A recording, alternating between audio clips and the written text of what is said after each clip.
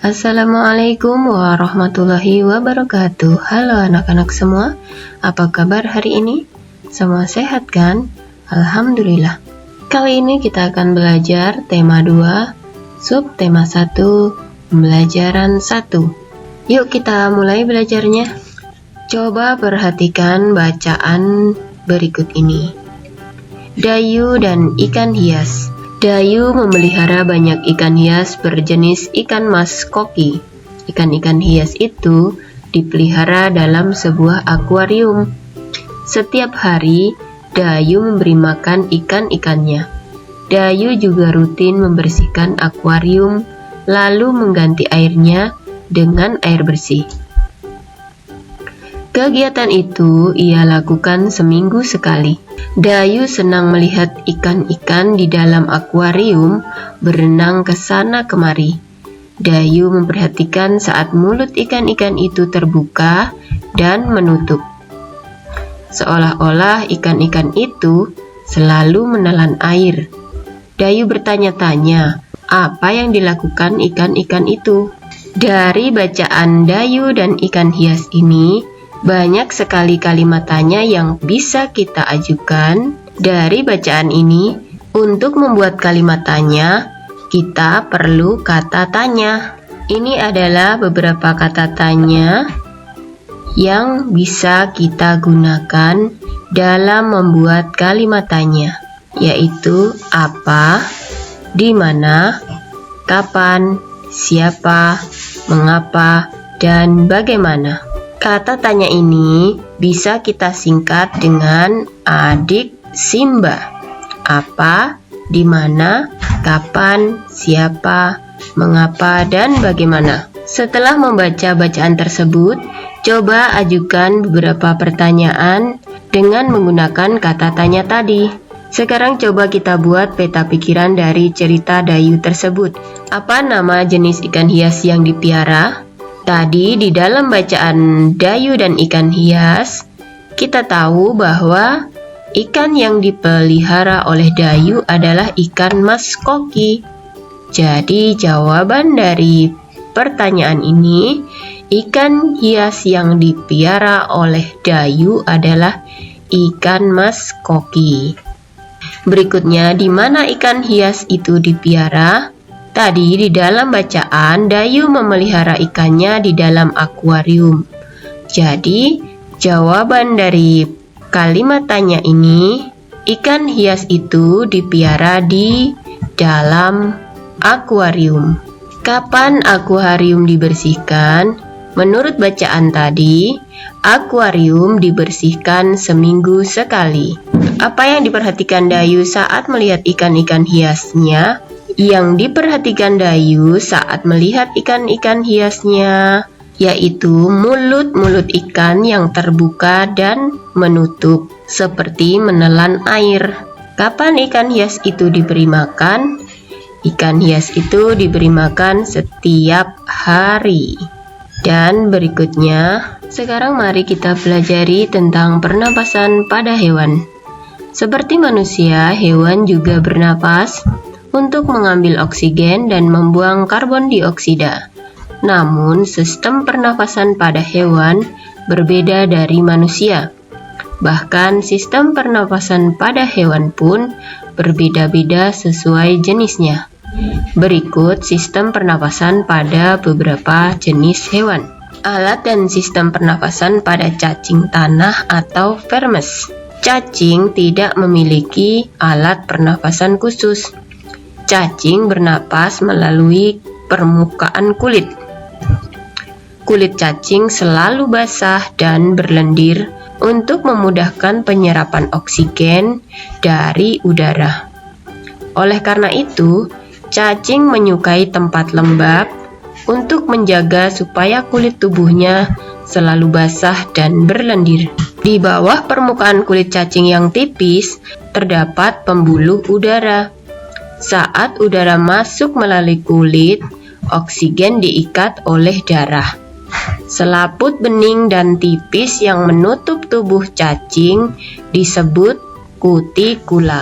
Berikutnya, alat dan sistem pernafasan pada serangga atau insekta. Seperti hewan lain, serangga bernapas dengan menghisap oksigen dan melepaskan karbon dioksida. Namun, alat pernapasan serangga berbeda dengan hewan lain. Alat pernafasan serangga berupa trakea, yaitu sistem tabung yang memiliki banyak percabangan di dalam tubuh.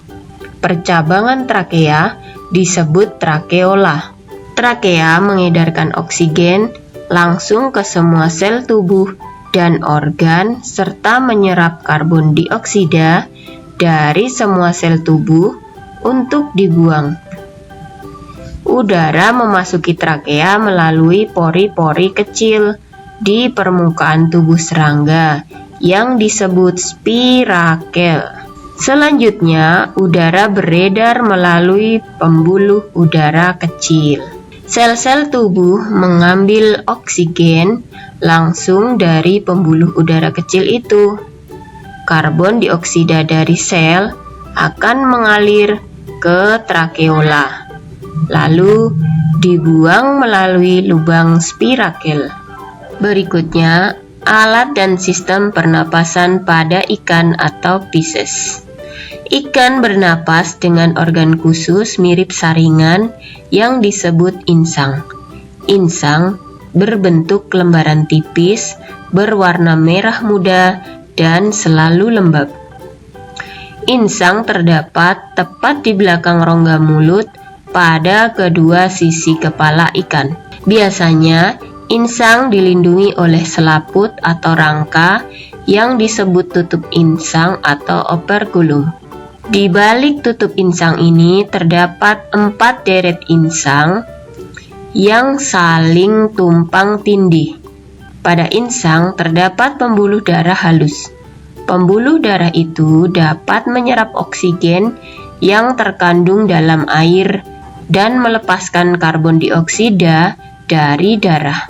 Insang juga berfungsi sebagai alat pengeluaran garam-garam dan sebagai penyaring makanan.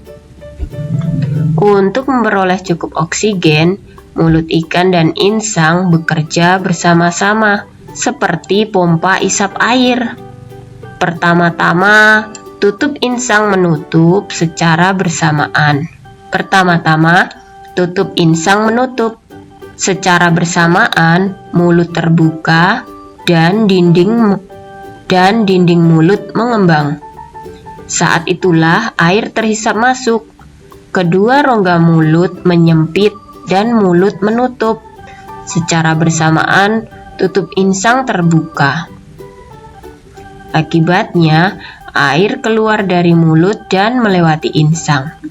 Saat itulah oksigen dari dalam air terserap dan karbon dioksida dikeluarkan. Pada gambar ini ditunjukkan saat pernapasan dimulai. Mulut ikan membuka dan rongga mulut mengembang untuk menghisap air. Gambar anak panah ini menunjukkan aliran air masuk ke dalam rongga mulut. Dan gambar ini, mulut ikan menutup dan tutup insang membuka. Gerakan mulut ikan dan tutup insang itu secara bersamaan memompa air keluar dari rongga insang. Anak panah ini menunjukkan aliran air keluar melalui insang. Rongga mulut terbuka, air masuk, kemudian mulut tertutup, tutup insang membuka. Gitu seterusnya. Berikutnya, alat dan sistem pernapasan pada hewan amfibi. Katak termasuk hewan amfibi, yaitu hewan yang hidup di darat dan di air. Saat masih berupa kecebong, katak hidup di dalam air dan bernapas menggunakan insang. Insang kecebong terletak di luar tubuhnya dan terdiri atas lembaran-lembaran kulit halus mengandung kapiler darah. Setelah berumur 9 hari, kecebong bernapas menggunakan insang dalam. Insang dalam akan menyusut seiring mulai berfungsinya paru-paru dan katak muda pun tumbuh menjadi katak dewasa. Katak dewasa bernapas menggunakan paru-paru dan permukaan kulit. Di dalam paru-paru terdapat banyak gelembung udara yang sangat kecil, berselaput, dan penuh dengan kapiler darah. Di dalam gelembung udara, oksigen diserap dan karbon dioksida dikeluarkan. Selain dengan paru-paru, katak juga bernapas melalui kulit. Permukaan kulit katak selalu basah agar memudahkan penyerapan oksigen dari udara. Berikutnya alat dan sistem pernapasan pada reptil. Reptil bernapas menggunakan paru-paru. Hewan yang termasuk jenis reptil diantaranya ialah ular, kadal, cicak, buaya, dan biawak. Reptil bernapas menggunakan paru-paru. Udara masuk melalui hidung, lalu ke batang tenggorokan, lalu ke paru-paru. Paru-paru reptil terletak di dalam rongga dada yang dilindungi oleh tulang rusuk. Paru-paru reptil sederhana dengan beberapa lipatan dinding yang dapat memperbesar permukaan paru-paru. Namun, paru-paru kadal dan buaya lebih kompleks dengan beberapa belahan dan bertekstur seperti spons. Pada reptil yang sering berkubang di air seperti buaya, lubang hidungnya dapat ditutup selama menyelam. Dengan begitu, air tidak akan masuk ke dalam paru-paru. Berikutnya alat dan sistem pernafasan pada burung atau aves. Burung bernapas dengan sepasang paru-paru. Paru-paru burung terletak di dalam rongga dada. Udara yang mengandung oksigen masuk melalui lubang hidung pada pangkal paruh sebelah atas. Selanjutnya, udara masuk ke pembuluh udara yang disebut trakea. Dari trakea, udara sebagian masuk ke paru-paru dan sebagian lagi masuk ke kantong udara. Burung menghirup udara sebanyak-banyaknya saat tidak terbang. Sebaliknya, saat terbang, burung tidak menghirup udara. Udara dihembuskan dari kantong udara ke paru-paru. Kantong udara burung berfungsi sebagai tempat menyimpan udara. Saat tidak terbang, burung menghirup udara sebanyak-banyaknya. Udara yang dihirup itu kemudian disimpan dalam kantong udara. Saat terbang, burung tidak menghirup udara, melainkan mengambil dari kantong udara. Kantong udara juga membantu burung saat terbang, membantu mencegah hilangnya panas tubuh yang terlalu besar, dan memperkeras suara. Berikutnya alat dan sistem pernapasan pada mamalia. Mamalia adalah jenis hewan yang menyusui anaknya. Ada dua jenis mamalia, yaitu mamalia darat dan mamalia air. Mamalia darat misalnya kambing, sapi, kerbau, dan kuda. Mamalia air misalnya paus, duyung, dan lumba-lumba. Alat pernapasan mamalia darat terdiri atas hidung, pangkal tenggorok, batang tenggorok, dan paru-paru. Coba perhatikan organ pernapasan kuda ini. Pada mamalia air, hidungnya dilengkapi dengan katup. Saat mamalia tersebut menyelam, katup akan menutup. Sebaliknya, saat mamalia tersebut muncul ke permukaan air, katup terbuka. Saat itulah mamalia air tersebut akan menghirup oksigen serta mengeluarkan karbon dioksida dan uap air. Nah, itu tadi materi kita hari ini. Selamat belajar ya. Sampai jumpa. Wassalamualaikum warahmatullahi wabarakatuh.